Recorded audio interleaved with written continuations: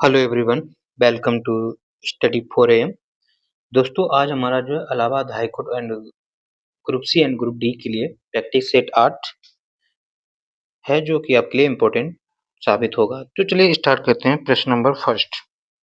पहला प्रश्न क्या कह रहा है कि टेनिस के ग्रैंड स्लैम प्रतियोगिता की फ्रेंच ओपन 2024 की महिला का एकल वाला खिताब जो है किसने जीता? ठीक है, तो ये जीता है दोस्तों ईगा स्विएटेक ने। ईगा स्विएटेक ने ये जीता और ये जो है दोस्तों पोलैंड की महिला खिलाड़ी है। ठीक, पोलैंड की महिला खिलाड़ी है। यही अगर हम मेल वाला देखें, बात करें, पुरुषों वाला जो जीता है वो आपका कार्लोस अल्कराज ने जीता है। कार्लोस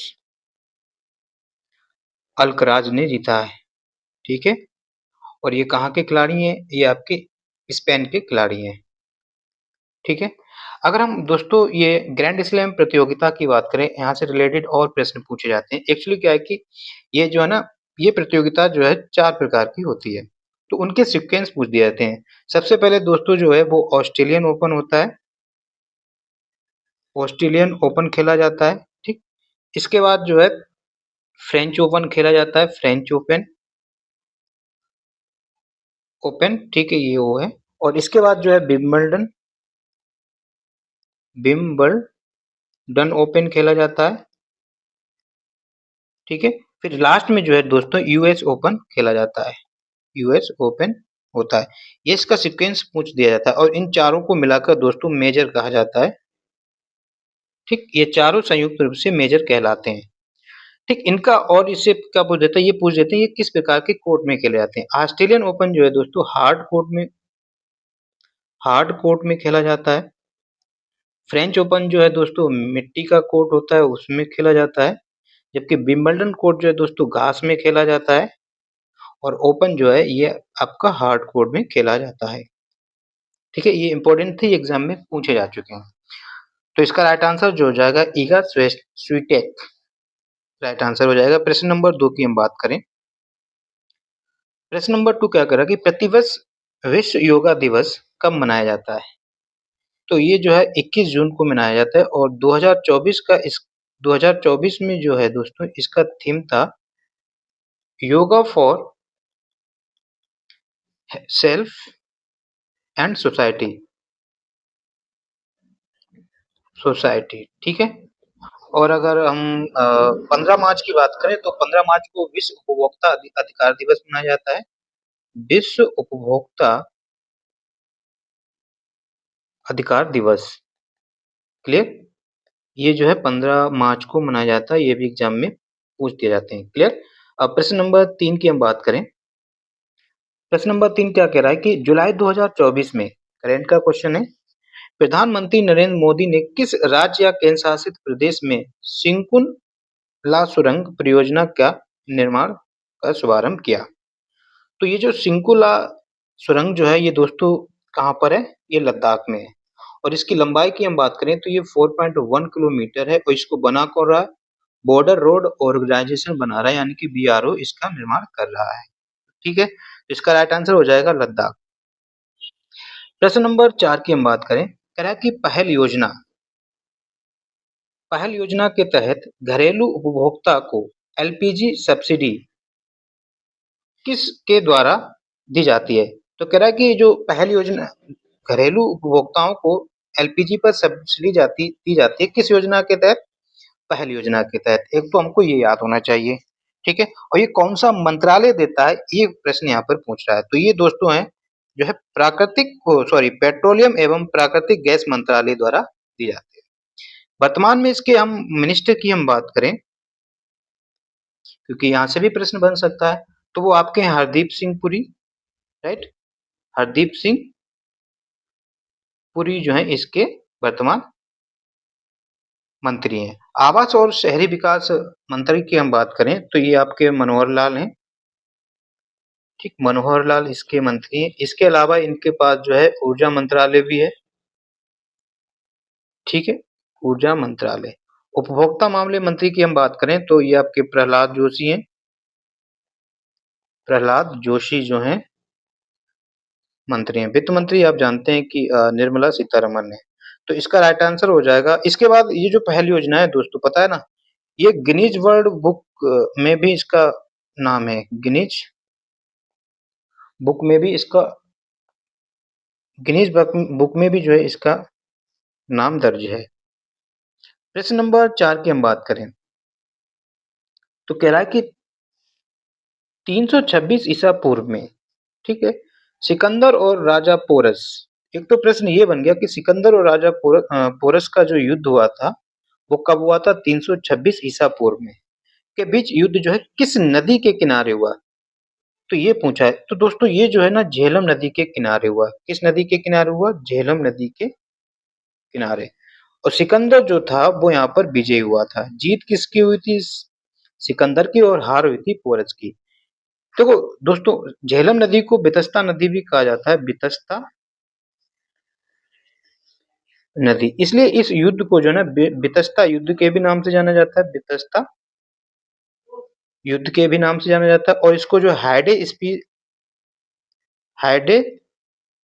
स्पीच का युद्ध भी कहा जाता है। ठीक, ये इंपॉर्टेंट हुआ। हाइडे स्पीच का युद्ध कब हुआ था? 1526 को सिकंदर और राजा पोरस के बीच। कहाँ हुआ था? झेलम रिवर के किनारे। अगर हम दोस्तों नदियों की बात करें तो यहाँ से कुछ नदियों के पुराने नाम पूछ दिए जाते हैं। जैसे कि रावी नदी का पुराना नाम क्या है? ये पूछा जा सकता है, पूछा जा चुका है। और आपका सतलज नदी का पुराना नाम पूछ दिया जाता है, और एक आपका ब्यास नदी का पूछ दिया जाता है। रावी नदी की अगर हम बात करें तो रावी नदी को दोस्तों परशुरी नदी कहा जाता है। सतलज नदी को सतुद्री कहा जाता है, सतुद्री। और ब्यास को दोस्तों है पिपासा कहा जाता है, पिपासा रिवर के नाम से जाना जाता है। ये भी इंपॉर्टेंट थे। तो इसका राइट आंसर हो जाएगा झेलम। प्रश्न नंबर 6 की हम बात करें, कह रहा है कि बंगाल की दोहरी शासन व्यवस्था, ठीक, या द्वैत शासन भी कहते हैं इसको, द्वैत शासन भी कहा जाता है, द्वैत शासन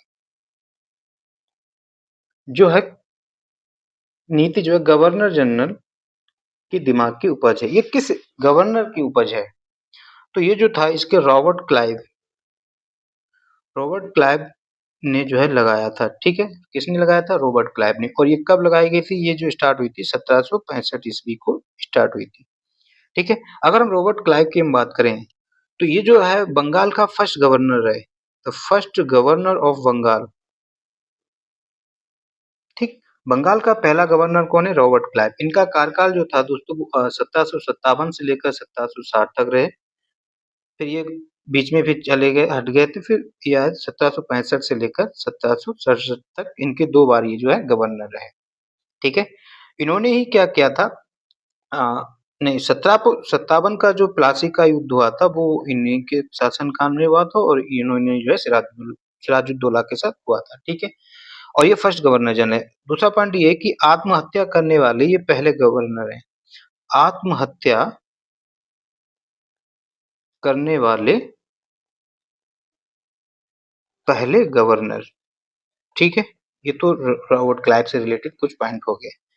ठीक है, तो इसका राइट आंसर जो हो जाएगा वो रॉबर्ट रॉबर्ट क्लाइव हो जाएगा। ठीक है, अगर हम दोस्तों वॉरेन हेस्टिंग की हम बात करें, ठीक है, इनका कार्यकाल जो रहा है 1700, रॉबर्ट क्लाइव के बाद वॉरेन हेस्टिंग आए, ये 1774 से लेकर 1783 तक जो था इनका कार्यकाल रहा।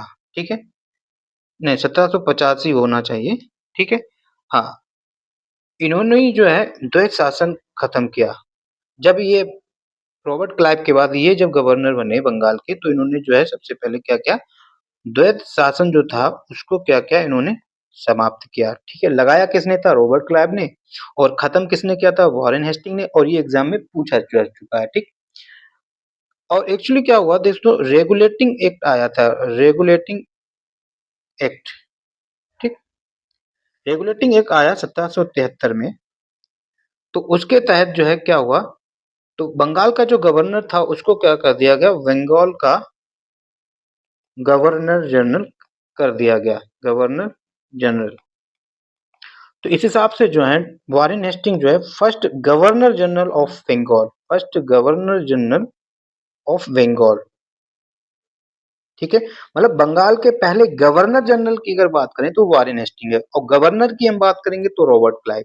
ठीक है, 1773 का जो रेगुलेटिंग एक्ट आया था उसमें बंगाल के गवर्नर को बंगाल का गवर्नर जनरल कह दिया गया। तो वो बनने वाले वॉरेन हेस्टिंग थे। ठीक है, इन्हीं के कार्यकाल में पिट्स इंडिया एक्ट आया। पिट्स इंडिया एक्ट आया कब? 1784 को। क्लियर? इन्होंने जो घेरे की नीति, ठीक, घेरे की नीति में कौन सा गवर्नर जनरल था रिलेटेड है? वो आपका क्या है? लॉर्ड हेस्टिंग है। ठीक है, तो ये तो पॉइंट रिलेटेड है। हाँ, और दूसरा एक पॉइंट ये है कि महाभियोग,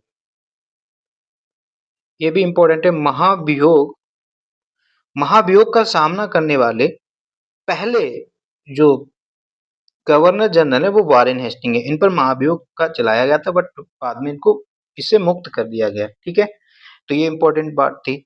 अगर हम लिटन की हम बात करें, लिटन की हम बात करें, लिटन, ठीक है, इनका कार्यकाल जो है दोस्तों 1876 से लेकर ये 1880 तक जो है इनका कार्यकाल रहा। ठीक, इनको जो है और भी नाम से जाना जाता है। इनका दूसरा नाम है ओवन मेरिडिथ।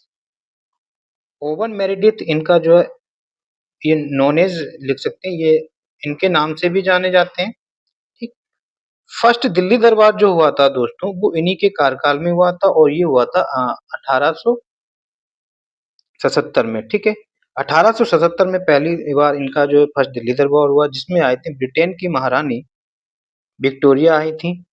इन्हीं को जो है इसी दरबार में जो है कैसर हिंद, कैसर ए हिंद की उपाधि दी गई थी। ठीक है, ये भी एग्जाम में पूछ दिया जाता है। क्लियर? और बर्नाकुलर प्रेस एक्ट, ये भी कहीं इंपॉर्टेंट है। बर्नाकुलर प्रेस एक्ट जो है वो 1878 में आया था, इन्हीं के समय में आया था। ठीक है, इन्होंने ही जो है सिविल सेवा की जो परीक्षा थी, जो सिविल सेवा एग्जाम थी, सिविल सेवा परीक्षा की जो एज थी पहले, वो 21 वर्ष थी, तो इन्होंने क्या कर दिया, 18 वर्ष कर दी। ठीक है, ये भी इंपॉर्टेंट पॉइंट है इनसे रिलेटेड। क्लियर? और अब इसके बाद और कौन वायसराय था? डलहौजी की बात कर लेते हैं। डलहौजी भी थोड़ा इंपॉर्टेंट है।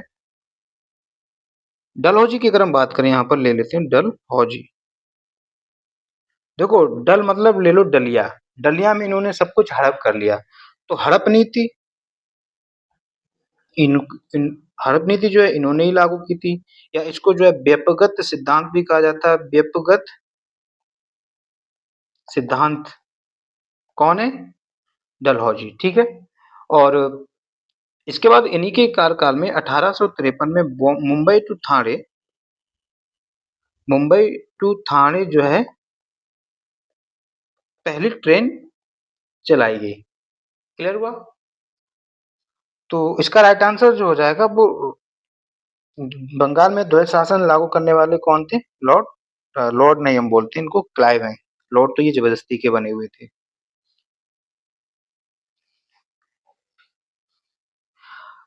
अगला प्रश्न कह रहा है कि भगत सिंह, सुखदेव और राजगुरु को कब फांसी दी गई?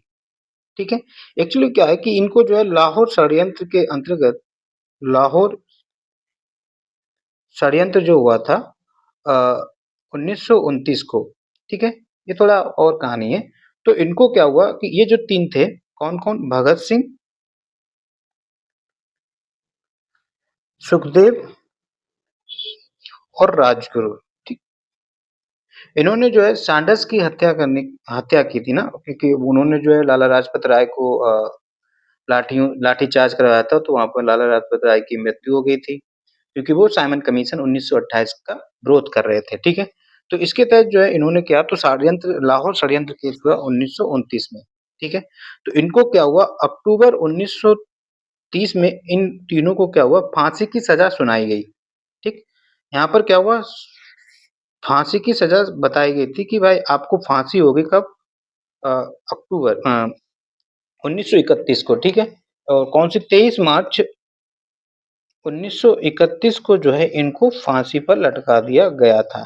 ठीक है, इससे पहले क्या हुआ था, चंद्रशेखर आजाद जो थे वो फरार रहे थे। ठीक है, चंद्रशेखर आजाद, तो इनकी जो मृत्यु, इनको जो है मुठभेड़ में, या इनकी जो लड़ाई हुई थी इलाहाबाद के अल्फ्रेड पार्क में, जिसका अब नाम जो है चंद्रशेखर पार्क कर दिया गया है। तो 27 फरवरी 1931 को चंद्रशेखर जी की मृत्यु हो गई थी, ठीक है। और कहाँ पर हुई थी? इलाहाबाद में अल्फ्रेड पार्क, जिसका नाम कर दिया गया अब चंद्रशेखर आजाद पार्क कर दिया गया है। क्लियर? तो इसका राइट आंसर जो हो जाएगा वो हो जाएगा 23 मार्च 1931 को भगत सिंह, सुखदेव और राजगुरु की जो है फांसी दी गई थी। क्लियर? नेक्स्ट प्रश्न की हम बात करते हैं, प्रश्न नंबर 8। कह रहा कि भारतीय संविधान का निम्नलिखित में से कौन सा अनुच्छेद मौलिक कर्तव्यों से संबंधित है? दोस्तों, पहले जब संविधान बना तो उस टाइम भारत में मौलिक कर्तव्य जो थे नहीं थे। कहने का मतलब मूल संविधान में मौलिक कर्तव्यों का जिक्र नहीं था। तो हुआ क्या, समिति एक बनी, वो समिति थी स्वर्ण सिंह समिति। ठीक, स्वर्ण सिंह समिति। तो स्वर्ण सिंह समिति की सिफारिश से संविधान में मूल कर्तव्य जोड़े गए। और कौन से संविधान संशोधन के तहत जोड़े गए? ये 42वां संविधान संशोधन 1976 के तहत मौलिक कर्तव्यों को जोड़ा गया। तब ये जोड़े गए थे, तब ये 10 थे। अब वर्तमान में जो है मौलिक कर्तव्यों की संख्या 11 है प्रेजेंट टाइम में।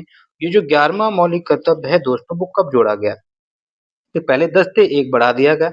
तो 86वां संविधान संशोधन जब हुआ, कॉन्स्टिट्यूशन अमेंडमेंट एक्ट 2002, ये कई बार एग्जाम में पूछा जा चुका है कि 11वां मौलिक कर्तव्य कब जोड़ा गया। और 11वां है क्या मौलिक कर्तव्य? वो ये है कि प्रत्येक माता पिता या संरक्षक का ये दायित्व बनता है, ये रिस्पॉन्सिबिलिटी है कि वो अपने 6 से 14 वर्ष के बच्चों को एजुकेशन प्रोवाइड कराएं। ये इसमें दिया गया है, ठीक है। और ये मौलिक कर्तव्य लिए कहाँ गए? ये यूएसएसआर से लिए गए, सोवियत संघ रूस से लिए गए, ठीक है। और इनको जो है भाग 4 ए में रखा गया है। और अनुच्छेद की अगर हम बात करें, आर्टिकल की अगर हम बात करें, तो ये 51 ए में रखे गए हैं। तो इसका राइट आंसर जो हो जाएगा वो बी इज राइट आंसर। इससे रिलेटेड यही प्रश्न आते हैं, बाकी आपको मौलिक कर्तव्य 11 पता होने चाहिए, ठीक है। अच्छा, ये मौलिक कर्तव्य किन के लिए? ये मौलिक कर्तव्य नागरिकों के लिए हैं। हमारी रिस्पॉन्सिबिलिटी बनती है कि इनको हम फॉलो करें। हालांकि ये बाध्यकारी नहीं है, जरूरी नहीं है कि आप करें, लेकिन एक भारतीय नागरिक होने के नाते ये हमारी जिम्मेदारी बनती है कि हम फंडामेंटल ड्यूटीज को फॉलो करें। क्लियर? तो हम प्रश्न नंबर 9 की हम बात करें। प्रश्न नंबर 9 क्या कह रहा है कि निम्न विदेशी यात्रियों में से किसने जहांगीर के शासनकाल में भारत की यात्रा की थी? ये जो विदेशियों के नाम दिए हैं, उन्होंने पूछा है कि जहांगीर के शासनकाल में किसने यात्रा की थी? तो वो है आपके फ्रांसिस्को पल्सर्ट, ठीक है। फ्रांसिस्को पल्सर जो है इसका राइट आंसर हो जाएगा। प्रश्न नंबर 10 की हम बात करें। कह रहा है कि सर्वोच्च न्यायालय की सहायक शक्तियों के लिए प्रावधान निम्नलिखित में से कौन कर सकता है? तो सर्वोच्च न्यायालय की सहायक शक्तियों का प्रावधान जो है वो अनुच्छेद 140, ठीक है। ये याद रखना, अनुच्छेद 140 के तहत संसद कर सकता है, ठीक है। तो इसका राइट आंसर हो जाएगा भारत की संसद। इस आर्टिकल के तहत आर्टिकल 140। क्लियर? प्रश्न नंबर 11 की अगर हम बात करें, कह रहा है कि भारत के पहले मुख्य चुनाव आयुक्त निम्नलिखित में से कौन है? तो first election commission of India chief जो थे वो थे आपके सुकुमार सेन, ठीक। सुकुमार सेन जो है वो आपके फर्स्ट कमिश्नर ऑफ इंडिया थे। ये कब से कब तक रहे? ये जो है 21 मार्च 1950 से लेकर दोस्तों ये जो है 19 दिसंबर 1958 तक रहे। 1958 तक इनका जो है कार्यकाल रहा, ठीक है। अगर हम मुख्य चुनाव आयुक्त की नियुक्ति कौन करता है? दोस्तों, इसकी जो नियुक्ति है वो भारत के राष्ट्रपति द्वारा की जाती है, ठीक। राष्ट्रपति द्वारा की जाती है। किस अनुच्छेद के तहत? ये भी पूछा जा सकता है। तो ये अनुच्छेद जो है दोस्तों 324 के 2 पार्ट के तहत जो है राष्ट्रपति भारत के मुख्य चुनाव आयुक्त की नियुक्ति करता है। इंपॉर्टेंट है। अच्छा, भारत का जो इलेक्शन कमीशन है जो है, अगर हम इलेक्शन कमीशन की हम बात करें तो संविधान के किस भाग में दिया है? इसका जो है संविधान के भाग 15 में जिक्र है। और कहाँ से कहाँ तक अनुच्छेद के जिक्र है? तो अनुच्छेद 200 ये 324 से लेकर 329 का तक जो है इसका वर्णन किया गया है। क्लियर? और वर्तमान में राजीव कुमार जो है भारत के मुख्य चुनाव आयुक्त हैं। तो इसका राइट आंसर जो हो जाएगा option number D, Sukumar Sen is a right answer. ये बात क्लियर आई? ठीक है, प्रश्न नंबर 12 की हम बात करें। अगला प्रश्न कह रहा है कि निम्नलिखित में से कौन सी नदी गंगा की सहायक नदी नहीं है? दोस्तों अगर हम गंगा की हम बात करें, सपोज दैट माना कि यहाँ से गंगा जो है ये गंगा नदी गई इधर, ठीक, ये आपका यूपी है और यहाँ तक यूपी है, ठीक है। ये थोड़ा ढंग से सुन लेते हैं। गंगा नदी जो है यूपी में एंट्री मारती है बिजनौर से। कहाँ से मारती है? बिजनौर। और जब भागीरथी और अलकनंदा नदी जहाँ पर मिलती है वो होता है आपका देवप्रयाग, ठीक। देवप्रयाग से जो है ये नदी जो है गंगा नदी के नाम से जानी जाती है, ठीक है। जब भागीरथी और अलकनंदा मिल जाती है और निकल जाती है कहाँ से? बलिया डिस्ट्रिक्ट से जो है निकल जाती है, ठीक है। तो देखो पहले ये भी पूछा जाता है कि उत्तर से गंगा नदी पर मिलने वाली नदियां कौन सी हैं, ये हमें पता होना चाहिए। कि साउथ से गंगा पर मिलने वाली नदियां कौन सी, ये भी पूछी जाती है और ट्रिब्यूटरी तो पूछी जाती है, ठीक है। तो यहाँ से अगर हम देख लें तो ये आपका एक रामगंगा, ठीक। रामगंगा जो है कन्नौज में मिलती है आपका, ये भी एग्जाम में पूछा जाता है। गंगा नदी से उत्तर दिशा से अगर गंगा नदी इधर को जा रही है तो ये दाईं तरफ हो गया, लेफ्ट साइड हो गया ना, और ये दाएं तरफ, या हम कहें कि बाईं तरफ से गंगा में मिलने वाली नदियां आपकी एक रामगंगा हो गई, क्लियर। दूसरी आपकी गोमती नदी हो गई, गोमती नदी हो गई, ठीक है। गोमती नदी पर आपका लखनऊ शहर बसा हुआ है, ठीक है। और एक आपकी घाघरा नदी हो गई, ठीक। घाघरा नदी जो है मतलब घाघरा नदी यूपी में नहीं मिलती है, वो हमने यहाँ पर बना दिया इस तरह से। घाघरा नदी जो है वो आपका बिहार में मिलती है, बिहार में कहाँ? छपरा पर, ठीक है। बिहार के छपरा में घाघरा नदी मिलती है। फिर आगे जाकर इसमें जो है पटना पर जो है इसमें जो है गंगा नदी पर गंडक नदी मिल जाती है, ठीक है। तो आपकी एक रामगंगा, गोमती, घाघरा और गंडक नदी जो है ये भी सहायक नदियां हैं, ट्रिब्यूटरी है किसकी? गंगा की। ये उत्तर दिशा से मिलती हैं। फिर दक्षिण दिशा से गंगा में मिलने वाली नदियों में आप ले लीजिए, इधर से एक आई यमुना नदी, ठीक। यमुना नदी जो है इलाहाबाद में मिलती है। फिर इसके बाद टोंस नदी होती है, टोंस नदी गंगा की सहायक नदी है, ये भी इलाहाबाद में सिरसा में मिलती है जाके। फिर एक आपकी चंद्रप्रभा, ठीक। चंद्रप्रभा ने वन्यजीव अभयारण्य भी है, कहाँ पर है? चंदौली में है। फिर आपका एक कर्मनासा,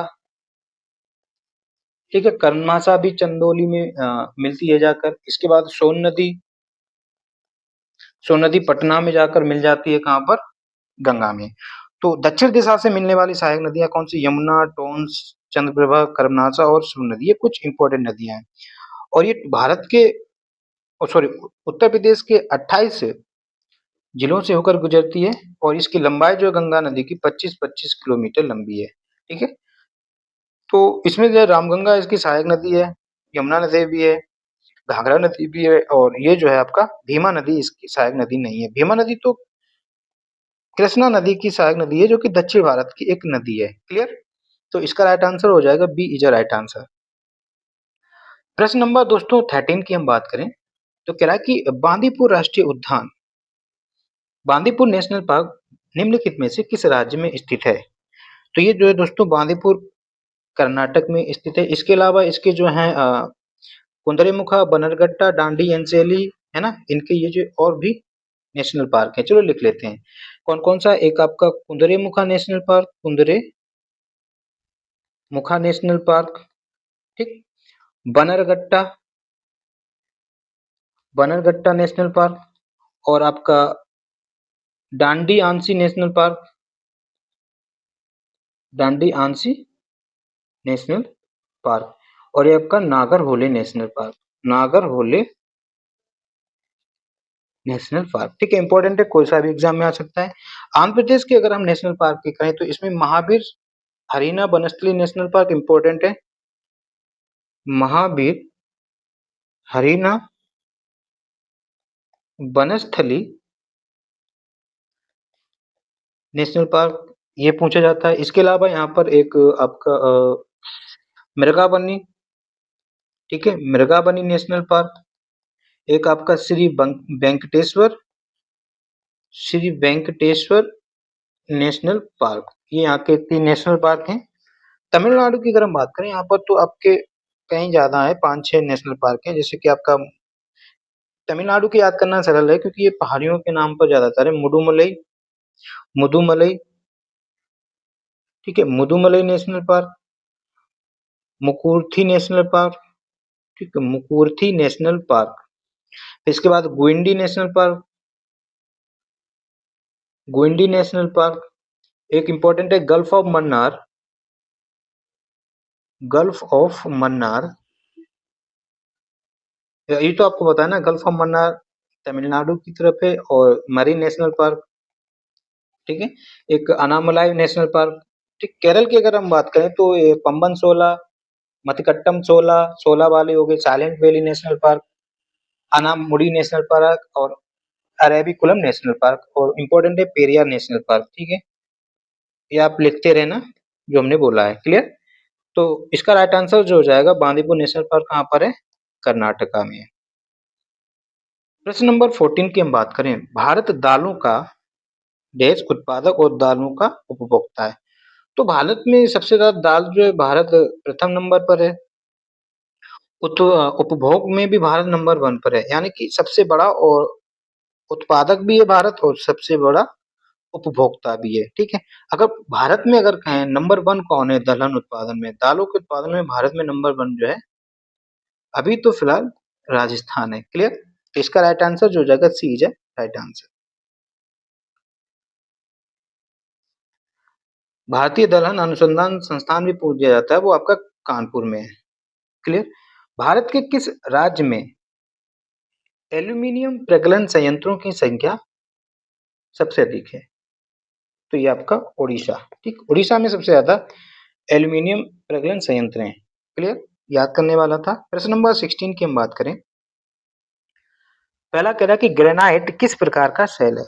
ग्रेनाइट जो है वो किस प्रकार का सेल है? ये एक अंतर्भेदी आग्नेय सेल है। ठीक है, ग्रेनाइट का जो निर्माण जो है वो कैसे होता है? देखो, ये पृथ्वी में आंतरिक भाग से अगर देखें,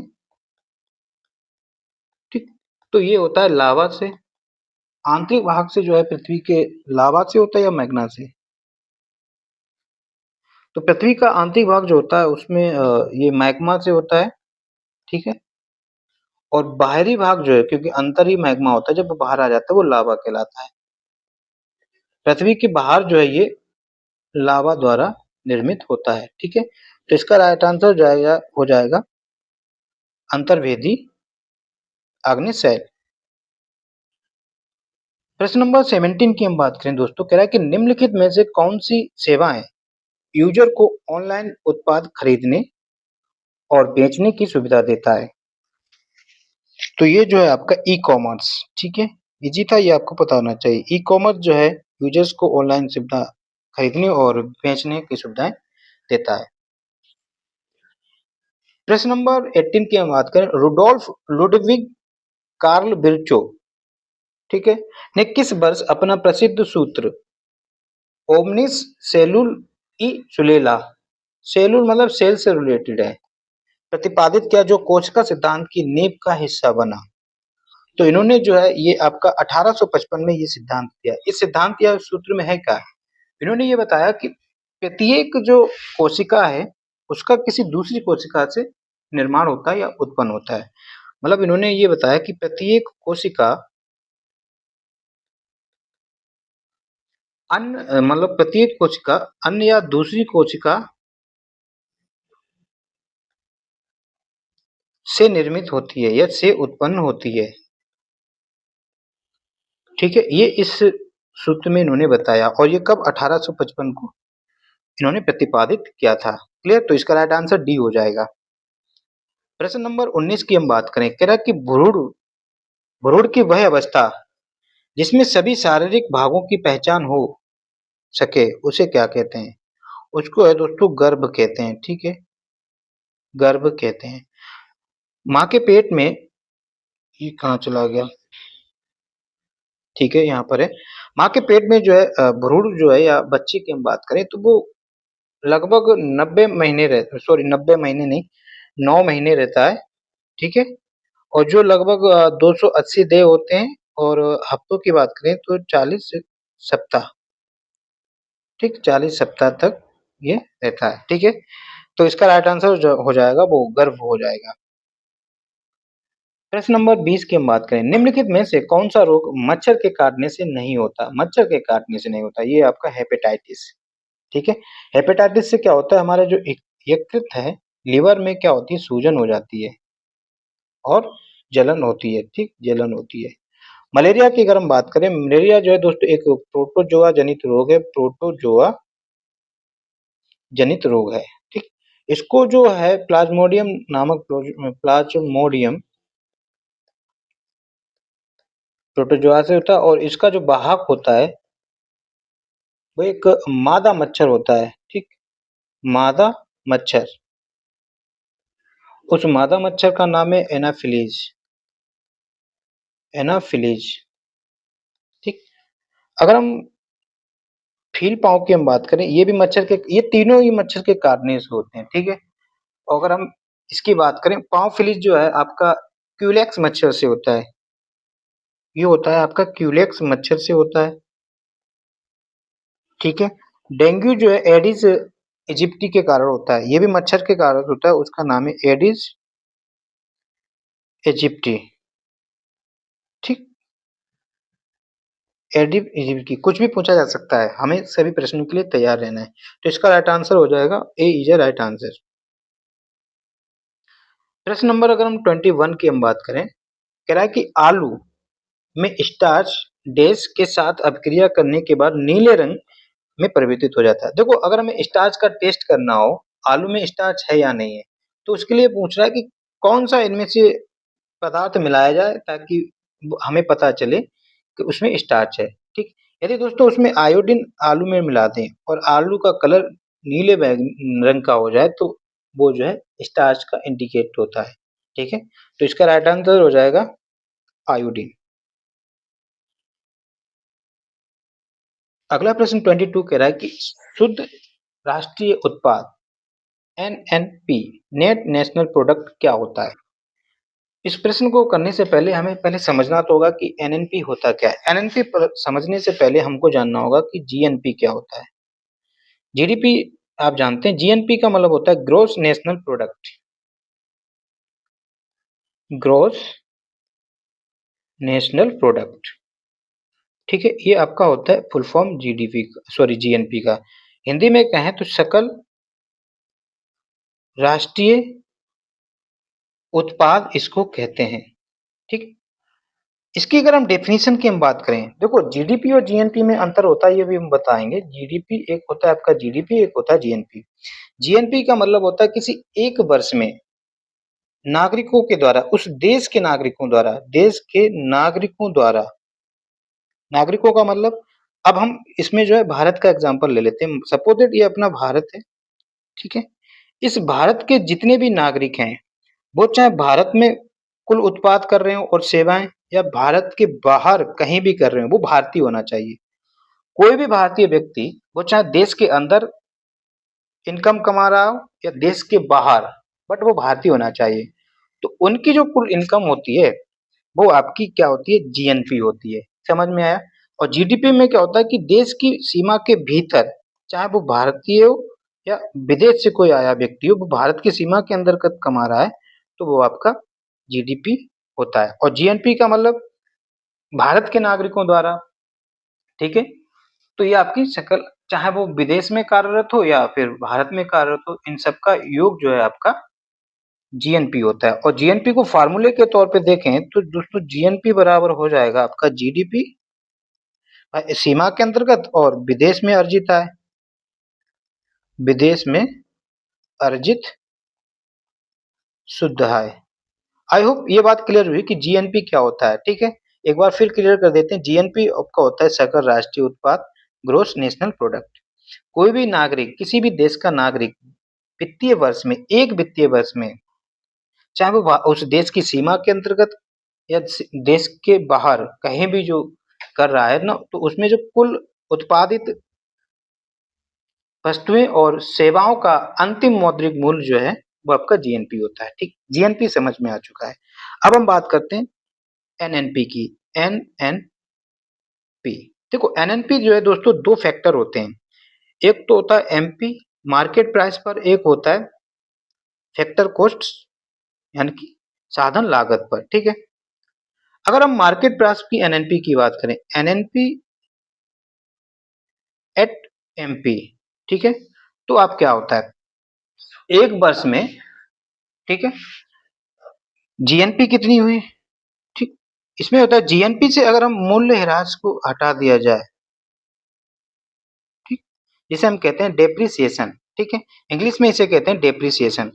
तो जीएनपी से, ग्रॉस नेशनल प्रोडक्ट से, अगर हम एक वर्ष में जो हमारा ह्रास हुआ है उसको हटा दिया जाए एट मार्केट प्राइस, तो उसको दोस्तों हम एनएनपी कहते हैं।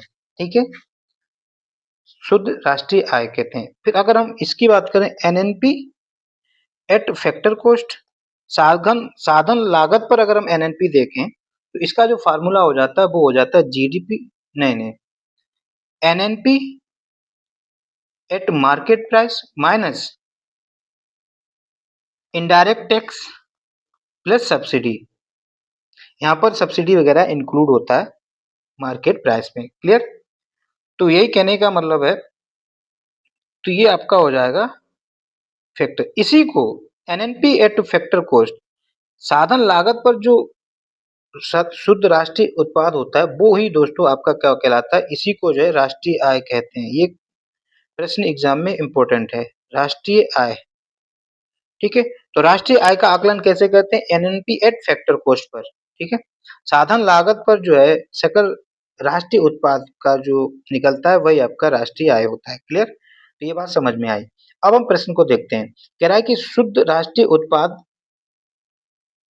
ठीक, यानी कि एनएनपी जो है सकल राष्ट्रीय उत्पाद, यानी कि कह रहा है कि जीएनपी के बराबर होता है। नहीं, इसके बराबर कहाँ होता है, यहाँ पर तो मूल्य ह्रास हटा दिया जाता है, तो ये तो बराबर तो होगा नहीं, ये आंसर नहीं होगा। दूसरा ऑप्शन देख लेते हैं कि कह रहा है कि सकल राष्ट्रीय उत्पाद यानी कि जीएनपी और विदेशियों की आय का योग, विदेशियों की आय का योग शुद्ध राष्ट्रीय उत्पाद होता है। ठीक, ये भी नहीं होता है। अगला कह रहा है कि सकल राष्ट्रीय उत्पाद और मूल्य ह्रास का गुणनफल, नहीं, गुणनफल नहीं होता है, अंतर होता है, तो ये भी आंसर नहीं होगा। चौथा कह रहा है कि सकल राष्ट्रीय उत्पाद और मूल्य ह्रास का अंतर जो है शुद्ध राष्ट्रीय आय होता है। यही तो हमने क्या कि जीएनपी मतलब सकल राष्ट्रीय उत्पाद और माइनस मूल्य ह्रास कर दें तो वो आपका एनएनपी निकल आता है। ठीक, एनएनपी एट मार्केट प्राइस। तो इसका राइट आंसर जो हो जाएगा दोस्तों D is right answer. I hope ये कॉन्सेप्ट समझ में आया होगा। प्रश्न नंबर 23 की हम बात करें। अगला प्रश्न कह रहा है कि कर्मा आदिवासी नृत्य शैली का संबंध निम्नलिखित में से किस राज्य का है। देखो कर्मा नृत्य जो है ये आपका छत्तीसगढ़